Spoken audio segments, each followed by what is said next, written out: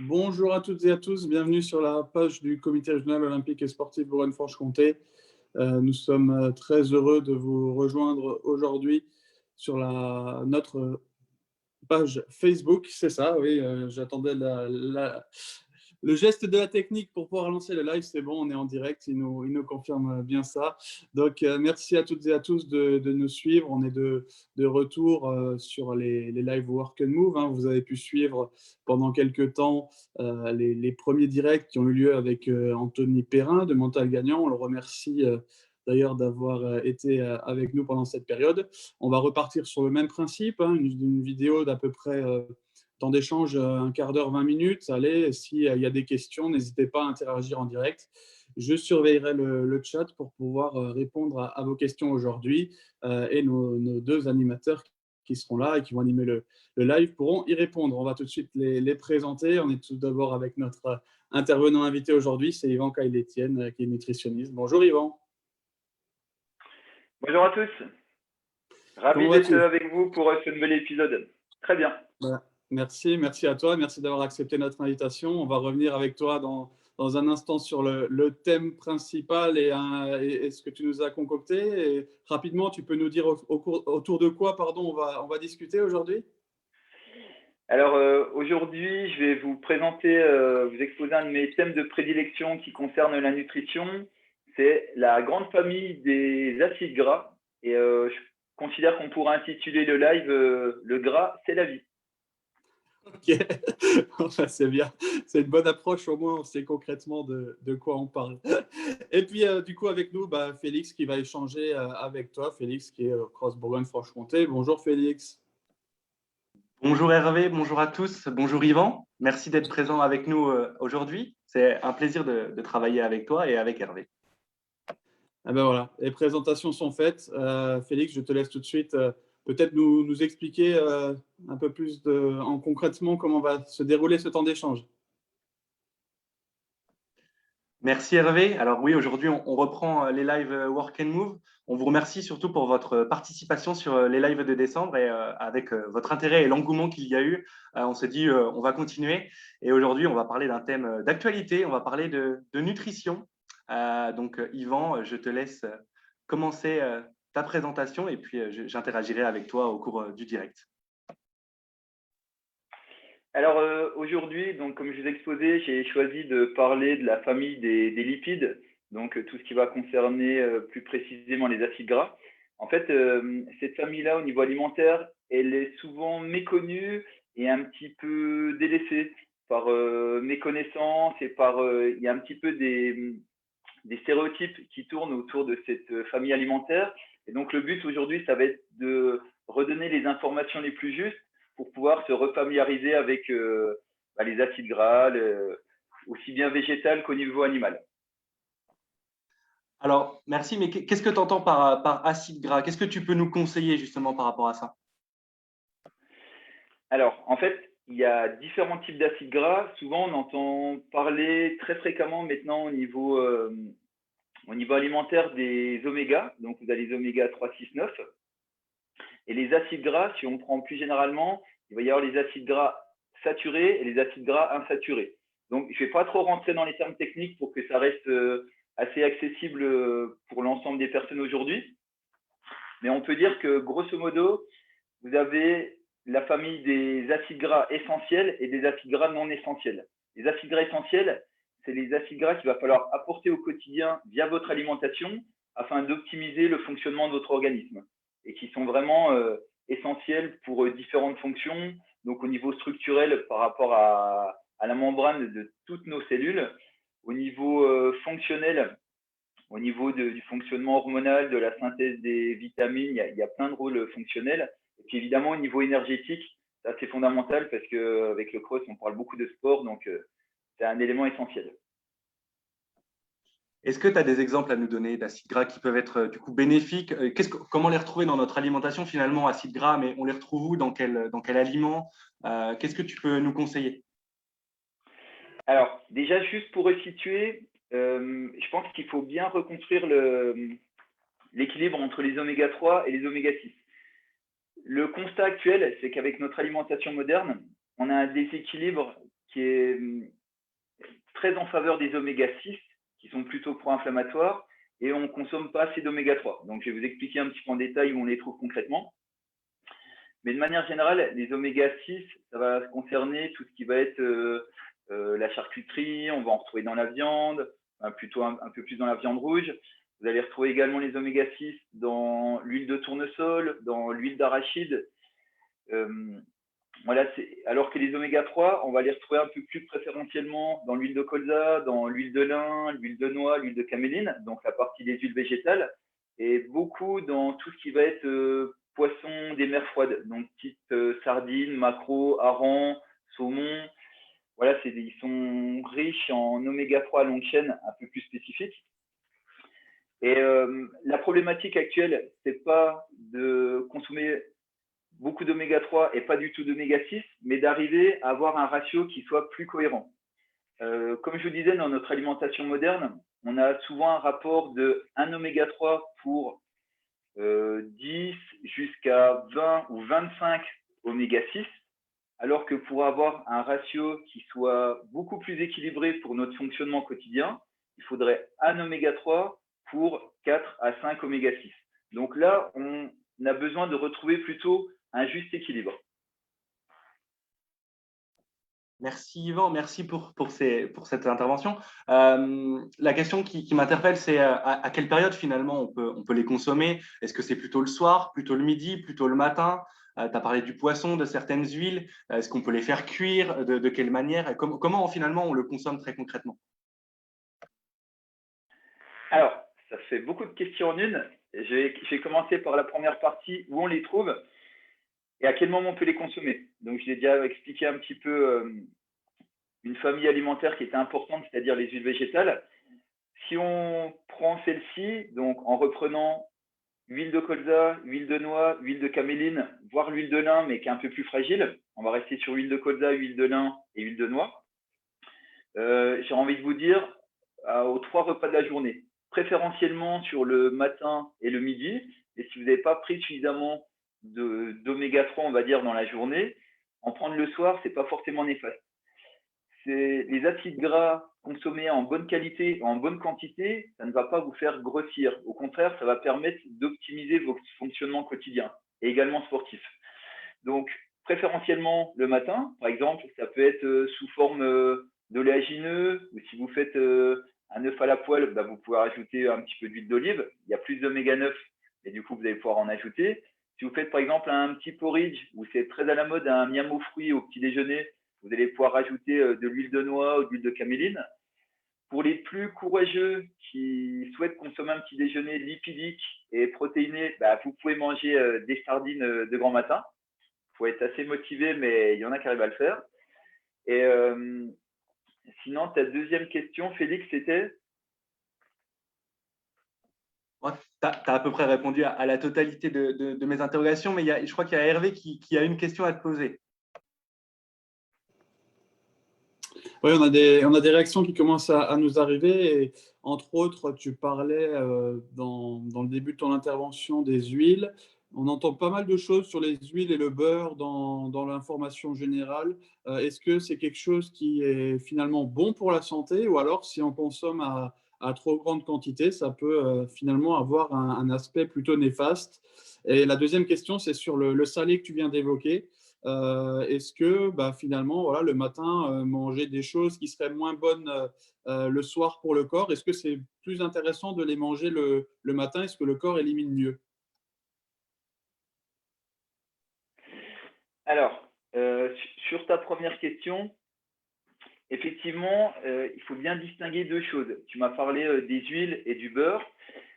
C'est 2 origines différentes. C'est intéressant de garder ça en tête. Il y a l'origine végétale, donc avec les huiles végétales, on a cité précédemment, et il y a l'origine animale, comme par exemple le beurre ou le fromage ou la viande, qui peuvent être des produits un petit peu plus gras qui sont d'origine animale.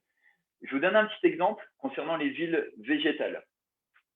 Là, c'est une bouteille, c'est pas pour faire de la pub, mais c'est juste pour vous montrer une bouteille d'huile de colza. Moi, je l'ai tous les jours au cabinet, j'en mets dans mes plats tous les jours le midi. C'est pas une bouteille de vin, hein, on est d'accord? Non, non, non, c'est bien une bouteille d'huile de colza. C'est bon, c'est bon. Et En fait, je vous la montre parce que le choix au niveau qualitatif d'une huile végétale est très important, c'est-à-dire que vous devez l'avoir dans une bouteille en verre opaque, comme c'est le cas ici. L'huile de colza, il n'y a pas besoin de la conserver au frais parce qu'elle contient beaucoup de vitamine E qui va permettre de préserver la qualité des oméga 3. Mais sinon, il y a d'autres huiles, type huile de noix, huile de caméline. Une fois que vous l'avez consommée, enfin une fois que vous l'avez ouverte, c'est mieux de la garder, au frigo. Il faut savoir que les oméga 3 contenus dans les huiles végétales, donc caméline, noix, lin, colza, pour faire simple, ces molécules, elles sont fragiles à la lumière. Donc, d'où le choix de la bouteille opaque. Et en verre, ça va mieux se conserver nutritionnellement parlant. Une fois que vous l'avez ouverte, elle va être soumise à l'oxydation et pour éviter leur dégradation, c'est plus judicieux de la conserver au frigo et de la consommer dans le mois qui vient. Donc, ces huiles végétales, vous pouvez les consommer de préférence le matin, comme je vous disais, un petit déjeuner lipidique, en rajouter dans votre plat le midi, plutôt, je vais répondre après à la question de Félix, plutôt en fin de cuisson, parce que c'est des produits qui sont plutôt fragiles, donc il faut éviter de les faire chauffer, sauf l'huile d'olive qui résiste assez bien à la cuisson, et l'huile de coco également, mais les autres, vous les rajoutez en fin de cuisson. Et concernant les produits d'origine animale, c'est le beurre, pareil, c'est pas forcément un aliment qui est mauvais. Tout dépend de la quantité consommée. Si vous en consommez, la quantité et le moment de la journée. Par exemple, le beurre, en consommer le matin, ça pose aucun problème. En consommer le midi, c'est pas forcément gênant. Par contre, tous les produits d'origine animale et un petit peu gras, c'est pas forcément adapté de les consommer le soir. Il vaut mieux les réserver sur les 2 autres temps de la journée.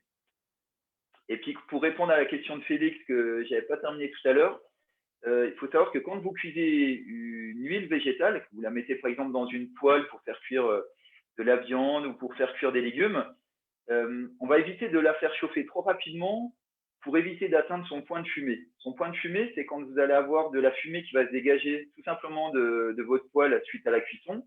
C'est que le produit commence à se dégrader, donc vous êtes en train de perdre des qualités nutritionnelles.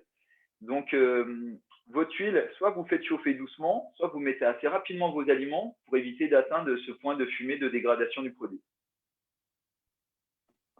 Merci Yvan pour tes conseils. N'hésitez pas à réagir en tout cas sur les réseaux sociaux si vous avez des questions.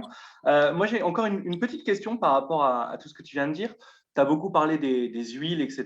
Et finalement, certaines huiles comme l'huile de noix, de noisette, est-ce qu'on peut consommer finalement l'aliment directement, brut, manger des noix, manger des noisettes? Est-ce que c'est bénéfique? Finalement, c'est quand même assez gras, assez lourd. Je m'adresse surtout à nos amis sportifs qui peuvent en consommer. Est-ce que ça a un intérêt? Est-ce que c'est bénéfique? Est-ce que c'est bon pour la santé et en quelle quantité? Alors, évidemment, ta question est pertinente, donc je te remercie Félix. Évidemment que c'est des aliments qui sont bénéfiques. Ceux dont tu as cité, en fait, c'est la famille des oléagineux qui vont comprendre les noix, les noisettes, les amandes, les noix du Brésil, etc. Vous n'aurez pas la même concentration de lipides si vous prenez par exemple 2 noix et une cuillère à soupe de noix. Évidemment, pour produire 1 litre d'huile de noix, il va falloir les presser et donc du coup, vous n'aurez pas le même rendement par rapport à un aliment brut et par rapport à une bouteille d'huile végétale qui sera plus concentrée en oméga 3 et en huile extraite de l'huile de noix. Les deux sont intéressants. Dans l'idéal, retenez une chose qui est fondamentale, la consommation de produits bruts, c'est l'idéal pour nous en tant qu'être humain, en tant qu'être vivant. Après, l'huile d'olive, ça a une facilité pour sa consommation. Et évidemment, donc les noix, elles peuvent être consommées également au petit déjeuner. Vous pouvez les consommer en cours de matinée ou en cours d'après-midi si vous avez une petite fringale, comme ça peut être conseillé sur le temps de la pause de 16-17 heures.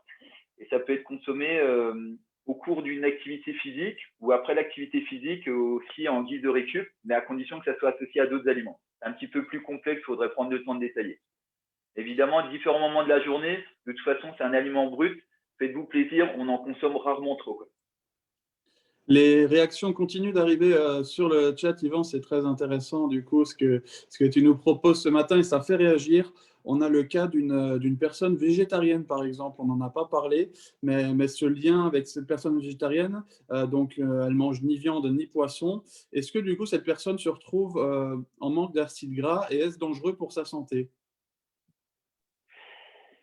Alors, sur un régime végétarien, je dirais qu'il n'y a pas vraiment de danger si on a une alimentation qui reste assez équilibrée. Parce que dans l'alimentation végétarienne, vous allez consommer aussi des produits laitiers, vous allez consommer des œufs, qui est un excellent aliment pour avoir un équilibre au niveau lipidique et au niveau protéinique. Faut savoir qu'il y a des aliments qui ne se remplacent pas. Par exemple, si on reprend l'exemple du petit poisson gras, type sardine maquereau, il y a ce qu'on appelle dedans des acides gras à longue chaîne qu'on ne va pas retrouver dans les huiles végétales. Et dans des acides gras à longue chaîne, ça va permettre de mieux synthétiser l'EPA et le DHA, ces deux acides gras spécifiques qui sont plutôt bénéfiques, qui sont très intéressants pour la protection cardiovasculaire et pour un bon fonctionnement cérébral. Donc, il existe des compléments alimentaires qui ne sont pas toutes de bonne qualité. Il faut bien se renseigner auparavant sur le choix des compléments alimentaires.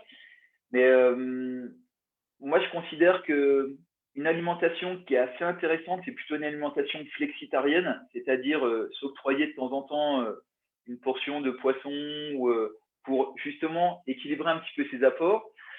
Mais si la personne, par conviction, a décidé d'être végétarienne, elle va, en ayant des bonnes connaissances sur l'alimentation, elle peut couvrir la majorité de ses besoins sans se mettre en danger.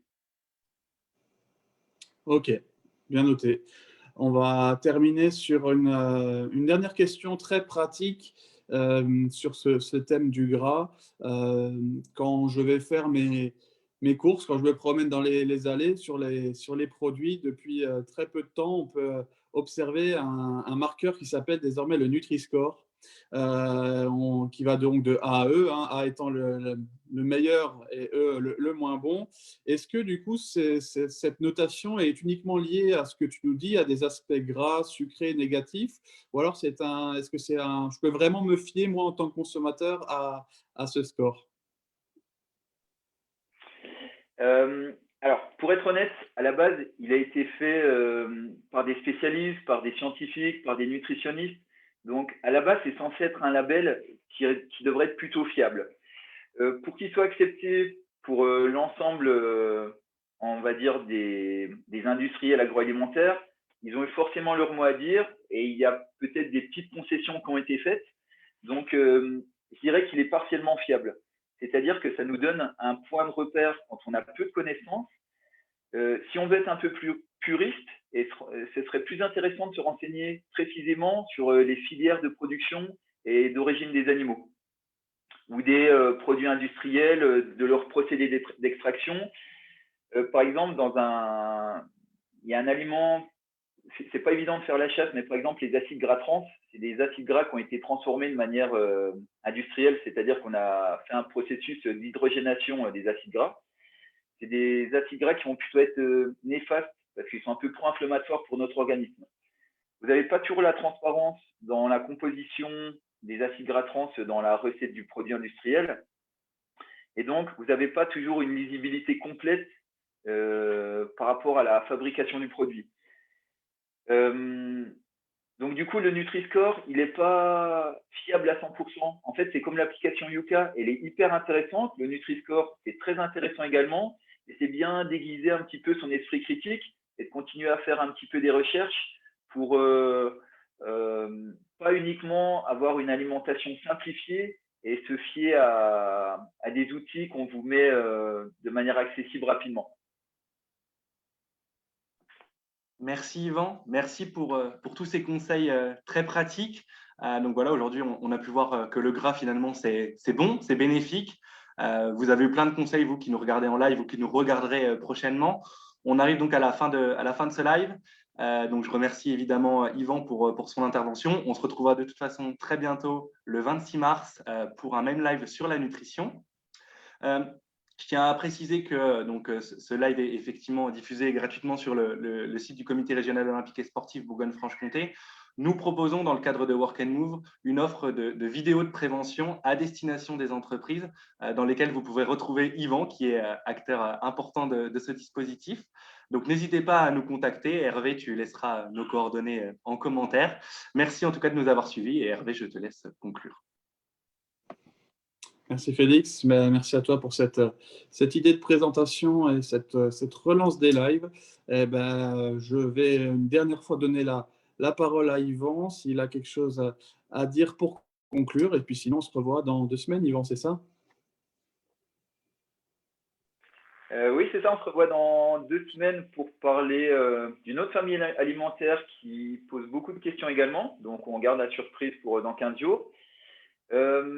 Faites-vous plaisir, mettez du gras dans vos assiettes, du bon gras, ça vous apportera que des bénéfices. Vous allez découvrir d'autres saveurs, rehausser vos plats. Donc, éveillez vos papilles, faites-vous plaisir. Et merci beaucoup à Félix et puis à Hervé pour votre partage. Merci Yvan, merci à toi. Bon, nous, on s'en prive pas quelques midis, hein, je te l'avoue, on y va sur le gras. Mais des fois, on fait attention aussi, voilà, c'est le plus important. Merci à toutes et à tous de nous avoir suivis. On vous souhaite une très bonne journée. Vous pourrez revoir ce live sur les différentes plateformes du Cross Bourgogne-Franche-Comté. Et sinon, je vous dis bon appétit, c'est dans le thème. Et puis à très bientôt. Merci.